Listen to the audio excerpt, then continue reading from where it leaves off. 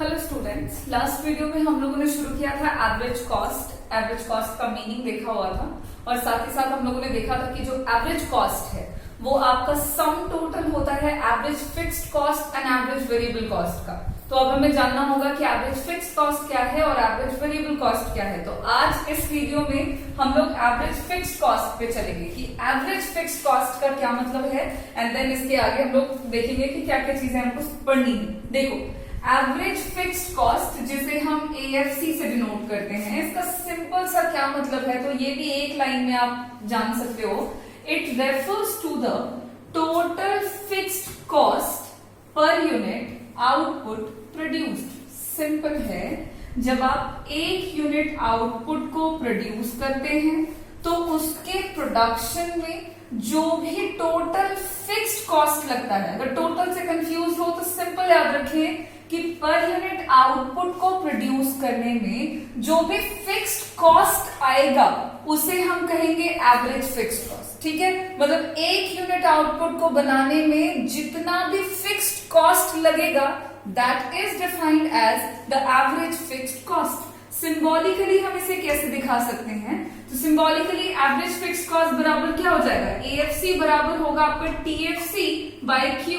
मतलब जितना भी आउटपुट आपने बनाया है और उसको बनाने में जितना भी टोटल फिक्स्ड कॉस्ट लगा है दोनों को कर दीजिएगा डिवाइड, तो आपको मिल जाएगा कि एक यूनिट आउटपुट को बनाने में कितना फिक्स्ड कॉस्ट आया है और वही है हमारा एवरेज फिक्स्ड कॉस्ट। यहाँ पे एएफसी क्या है तो एवरेज फिक्स्ड कॉस्ट है, टीएफसी क्या है तो टोटल फिक्स्ड कॉस्ट है एंड क्यू क्या है तो आउटपुट प्रोड्यूस्ड है। ठीक है, अब एक बात और आपको जान लेनी है कि एवरेज फिक्स्ड कॉस्ट को आप दूसरे तरह से भी निकाल सकते हो। आपके पास अगर एएफसी नहीं है, आउटपुट नहीं है और अगर एवरेज कॉस्ट दिया हुआ है और एवरेज वेरिएबल कॉस्ट दिया हुआ है तो उन दोनों की मदद से भी हम एवरेज फिक्स्ड कॉस्ट को निकाल सकते हैं। कैसे, तो सिंपल है, एवरेज कॉस्ट में से एवरेज वेरिएबल कॉस्ट को सब्सट्रैक्ट करेंगे तो एवरेज फिक्स्ड कॉस्ट मिलेगा। और ये कहां से आ गया है हमारा, तो ये आया है हमारा कि एसी बराबर क्या होता है एएफसी प्लस एबीसी। तो अगर दो चीजें इसमें से दी हुई हैं और तीसरी चीज निकालनी है तो निकाल सकते हैं ना। एएफसी बराबर क्या हो जाएगा एसी माइनस एबीसी, यानी कि average cost minus average variable cost is equals to average fixed cost, जो कि यहाँ पे डायरेक्टली लिखा हुआ है। तो ये दोनों आपको फॉर्मूला याद रख लेने हैं जो कि एवरेज फिक्स्ड कॉस्ट निकालने के फॉर्मूलाज होंगे। अब इसका हमको टेबल समझना है, इसका बिहेवियर समझने के लिए हम लोग बनाएंगे सबसे पहले एवरेज फिक्स्ड कॉस्ट का एक शेड्यूल, जो कि यहाँ पे हम टोटल फिक्स्ड कॉस्ट की मदद से निकालेंगे। देखना, आउटपुट लिया है जिसको हम यूनिट्स में मेजर कर रहे हैं, टोटल फिक्स्ड कॉस्ट ले रखा है जिसको हम रुपीज में ले रहे हैं, एवरेज फिक्स्ड कॉस्ट भी हम निकाल रहे हैं और उसे भी हम रुपीज में मेजर कर रहे हैं। यहाँ पे एएफसी कैसे निकल रहा है तो वो निकल रहा है टीएफसी डिवाइडेड बाय क्यू से। क्यू क्या है तो आउटपुट प्रोड्यूस्ड। ठीक है, अब देखो 0 से शुरू किया है और 1 2 3 4 ये पूरा कहां तक गया है 10 तक गया है। मतलब आउटपुट का प्रोडक्शन हम एक एक करके बढ़ा रहे हैं। टोटल फिक्स्ड कॉस्ट हम ऑलरेडी पढ़ चुके हैं। टोटल फिक्स्ड कॉस्ट है भाई हमारा, ये हमेशा फिक्स रहने वाला कॉस्ट है, कभी नहीं बदलेगा। मतलब कभी नहीं, जैसे कभी वाली बात नहीं हो रही है, but her level of output पे ये नहीं चेंज होगा, ये फिक्स्ड ही रहने वाला है। इवन 0 यूनिट ऑफ आउटपुट पर भी ये लगता है, हमने ये कई बार रिपीट करते हुए पढ़ा है जब हम टोटल कॉस्ट पढ़ रहे थे। तो ये आपका कांस्टेंट रहेगा। ठीक है, 0 पे जितना लग रहा 1 पे भी उतना ही लगेगा, 3 पे भी उतना ही लगेगा और 10 पे भी उतना ही लगेगा, तो इट रिमेन्स कांस्टेंट। अब निकालेंगे एवरेज फिक्स्ड कॉस्ट, तो कैसे निकल रहा है तो यहाँ पे निकल रहा है 10 डिवाइडेड बाय 0। अब anything divided by 0 gives infinity, है ना, आपको वैल्यू मिलेगा इंफिनिटी, आप डिफाइन नहीं कर सकते कि वो क्या है। अब यहाँ पे है 10 divided by 1 is equals to 10, 10 divided by 2 is equals to 5, 10 divided by 3 is equals to 3.3. Similarly हमने यही किया है 10 by 4 is equals to 2.5, 10 by 5 is equals to 2, 10 by 6 is equals to 1.67, like 1.66, तो हम उसको 67 कह सकते हैं। 10 डिवाइडेड बाय 7 तो आपका आ रहा है 1.4, 10 बाय 8 करोगे तो 1.2, 10 बाय 9 करेंगे तो वैल्यू आएगा 1.1, एंड 10/10 करोगे तो वैल्यू आएगा 1। अब जरा देखिएगा कि क्या हो रहा है। यहां पे हमने जैसे जैसे यूनिट्स ऑफ आउटपुट को बढ़ाया है from the 0 unit to the 10 units, मतलब हम जैसे जैसे यूनिट ऑफ आउटपुट के प्रोडक्शन को बढ़ा रहे हैं, आप अपने एवरेज फिक्स्ड कॉस्ट की तरफ जरा देखें तो आपको पता लगेगा कि पहले ये ज्यादा है और फिर धीरे धीरे एवरेज फिक्स्ड कॉस्ट जो है वो आपका घटता चला जा रहा है। तो अगर हम आउटपुट के प्रोडक्शन और एवरेज फिक्स्ड कॉस्ट के बीच के रिलेशनशिप को एक वर्ड में कहना चाहें कि कैसा रिलेशनशिप है between the average fixed cost and the output produce, तो हम कह सकते हैं कि देयर इज इनवर्स रिलेशनशिप और इनडायरेक्ट रिलेशनशिप, और आप कह सकते हो negative relationship between the average fixed cost and the output produce. Negative कैसे भाई? तो एक बढ़ रहा है तो दूसरा घट रहा है। उल्टे डायरेक्शन में देखें तो ये घटेगा तो ये आपका क्या होता जा रहा है? बढ़ता जा रहा है। तो average fixed cost and output के प्रोडक्शन के बीच में होता है इनवर्स रिलेशनशिप, और इनवर्स रिलेशनशिप को शो करता हुआ जब हम ग्राफ बनाएंगे तो चलिए देखें कि कैसा शेप बनेगा। यहां पे y एक्सिस में हमने लिया हुआ है एवरेज फिक्स्ड कॉस्ट को, ठीक है, जो रुपीस में। एक्स एक्सिस पे हमने लिया है आउटपुट के प्रोडक्शन को, जो कि यूनिट्स में मेजर कर रहे हैं। अब सिंपल है 1 2 3 4, यहाँ 1 से 10 तक हम यूनिट्स ऑफ आउटपुट दिखा रहे हैं और यहाँ 1 से 10 तक हम एवरेज फिक्स्ड कॉस्ट को दिखा रहे हैं रुपीस में। कैसे करके ग्राफ्स बनाते हैं तो हमें मालूम है, हम सिंपली कॉमन पॉइंट लेते हैं। तो 1 जब है ये 0 पे तो खैर कुछ कहना नहीं है, बिकॉज 0 पे इंफिनिटी है तो वो हम शो नहीं कर सकते, तो कुछ नहीं करना, तो डॉट बना के छोड़ दीजिए, ठीक है, कि वो जा रहा है इंफिनिटी तक पहुंच जाएगा कभी ना कभी। अभी जब 1 है आपका यूनिट ऑफ आउटपुट, देन देखो एवरेज फिक्स्ड कॉस्ट 10 है, तो कॉमन पॉइंट जब आप निकालोगे ना तो कॉमन पॉइंट आपको यहां मिलेगा, लाइक 10 पे 1 या 1 पे 10, तो इन दोनों का कॉमन पॉइंट ये पॉइंट रहा।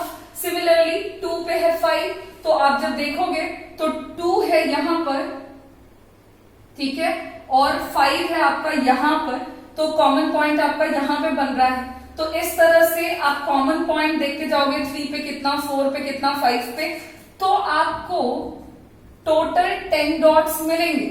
जब आपको ये 10 डॉट्स मिल जाएंगे देन आपको सिंपली क्या करना होता है, सारे डॉट्स को फ्री हैंड से मिला देना होता है। जब आप ऐसा करोगे तो आपको कुछ इस शेप का एक कर्व मिलेगा जो कि एवरेज फिक्स्ड कॉस्ट कर्व होगा आपका। और ये जो कर्व है ये देख के पता लग रहा है कि ये डाउनवर्ड स्लोपिंग है from left to the right. अब डाउनवर्ड स्लोपिंग कर्व क्यों आया है एवरेज फिक्स्ड कॉस्ट का?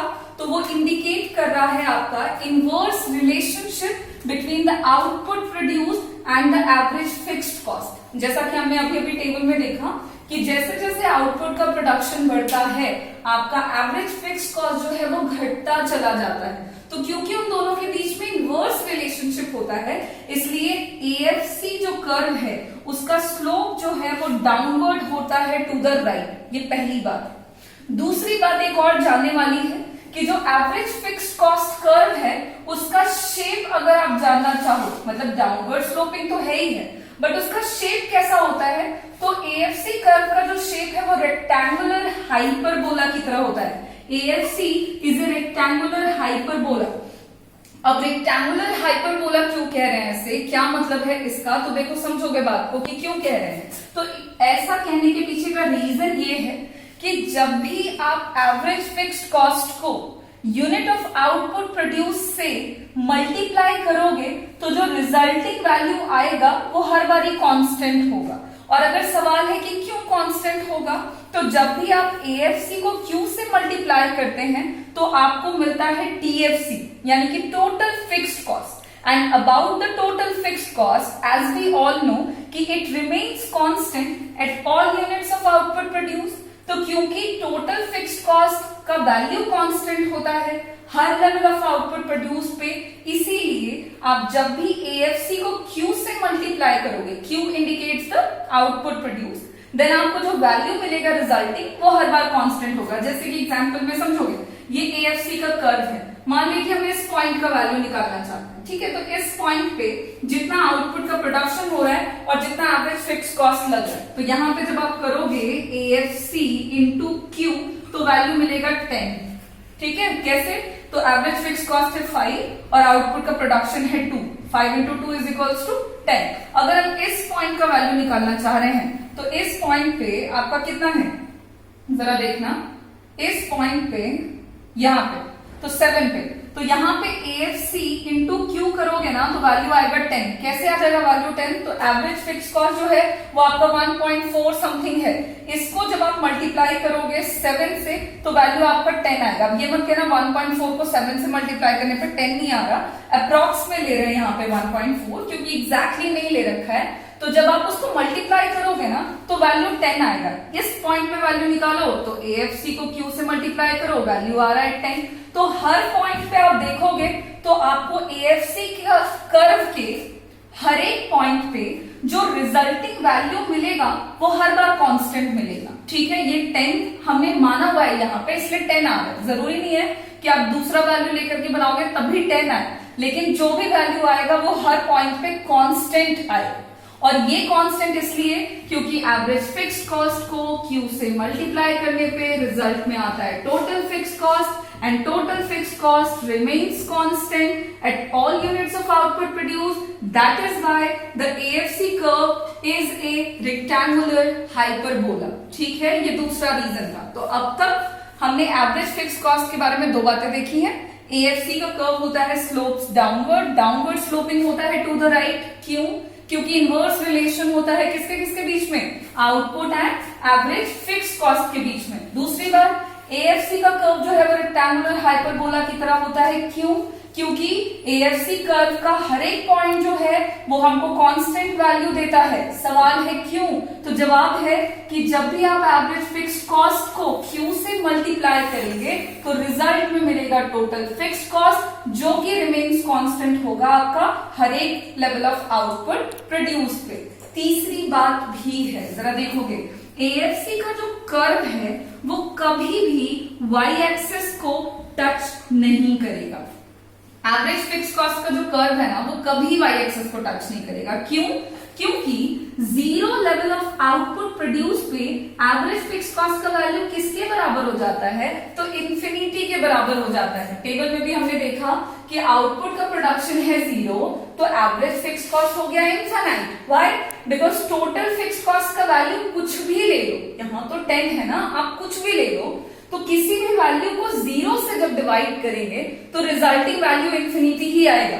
तो 0 लेवल ऑफ आउटपुट पर तो एवरेज फिक्स्ड कॉस्ट क्योंकि इंफिनिटी के बराबर हो जाता है, इसलिए ये कभी भी y एक्सिस को टच नहीं करने वाला, मतलब ऊपर जा रहा है। डॉटेड लाइन में हमने उसको बनाकर ऊपर छोड़ दिया है, लेकिन ये कभी भी y एक्सिस को टच नहीं करेगा, बिकॉज इंफिनिटी को हम y एक्सिस पे ढूंढ नहीं सकते। y एक्सिस पे नहीं मिलेगा हमको इनफाइनाइट, क्योंकि इनफाइनाइट का मतलब ही है दैट कांट डिफाइन, आप इसको नहीं पा सकते हैं। तो इसलिए 0 लेवल ऑफ आउटपुट पे AFC जो है 0 लेवल ऑफ आउटपुट पे एवरेज फिक्स्ड कॉस्ट इंफिनिटी के बराबर है, इसीलिए average fixed cost curve y axis को कभी भी टच, कट, इंटरसेक्ट नहीं करेगा, ठीक है। एक और आखिरी बात है AFC के बारे में कि एवरेज फिक्स्ड कॉस्ट का जो कर्व है that never touches x axis too, ये x एक्सिस को भी नहीं टच करेगा, कभी नहीं। क्यों? क्योंकि x एक्सिस को टच करने का बेसिक कंडीशन क्या होना चाहिए?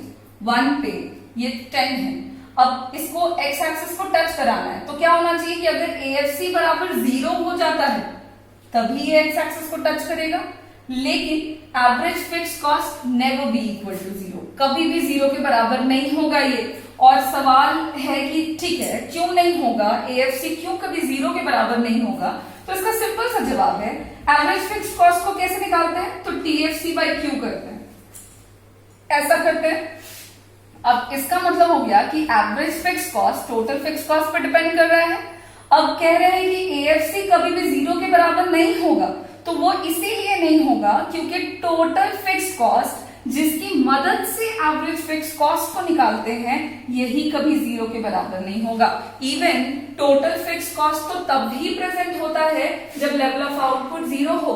तो जीरो लेवल ऑफ आउटपुट पे टोटल फिक्स कॉस्ट प्रेजेंट है, इसका मतलब है कि total fix cost always remains constant, never be equal to zero, and the average fix cost depends upon the total fix cost. So average fixed cost also never be equal to zero, and that is why it never touches the y-axis. ये कभी भी y-axis को touch, cut, intersect जैसी चीजें नहीं करेगा.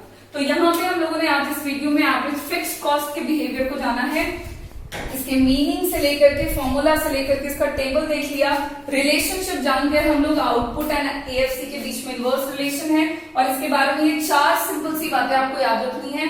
ये downward sloping होता है, इसका शेप रेक्टेंगुलर हाइपरबोला की तरह होता है, वाई एक्सिस को टच नहीं करेगा क्योंकि जीरो लेवल ऑफ आउटपुट पे एएफसी इंफिनिटी के बराबर है, और एक्स एक्सिस को भी टच नहीं करेगा क्योंकि एवरेज फिक्स कॉस्ट कभी भी जीरो के बराबर नहीं हो सकता है. तो आज हमने एएफसी जाना है.